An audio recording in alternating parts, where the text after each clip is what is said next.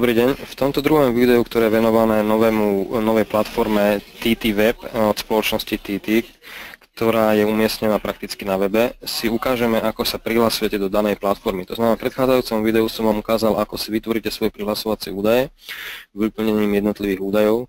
Pokiaľ tieto prihlasovacie údaje máte, ktorým by malo byť váš e-mailová adresa a heslo, ktoré ste si vytvorili, otvoríte si túto stránku a máte na nej dve časti. Jedna je pre nových používateľov, druhá je pre tých, ktorí už majú heslo a prihlasovacie údaje. To znamená, vyplníte tam svoje údaje, ktorým je e-mailová adresa a vaše heslo a kliknete na Sign in. Otvorí sa vám druhá časť, v ktorej máte následovné informácie. To znamená, je to tzv. Workspace. V tomto workspace máte, u mňa je to nastavenie ako default, potom mám jednotlivé workspace alebo pracovné plochy, ktoré mám pripravené pre dané ukážky.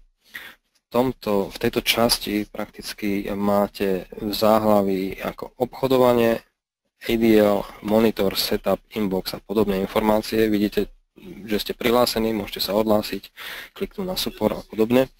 To znamená, toto je rozhranie, ktoré máte k dispozícii. Ja kliknem na pracovnú plochu, ktorú mám označenú ako príklad a otvorí sa nám pracovná plocha asi v takejto forme, to znamená, máme tu zobrazenie jednotlivých položiek, ktorými sú, povedzme, dom na obchodovanie, MD Trader, tzv. MD Trader, máme tu chart, máme tu zobrazovanie vyplňania daných príkazov, tabuľku s pozíciami, máme tu market grid, máme tu tabuľku, v ktorej prebieha zobrazovanie počtu predaných alebo nakúpených kontraktov za pre jednotlivé inštrumenty, v mojom prípade je to IS 500, ďalej tu máme order book a podobne.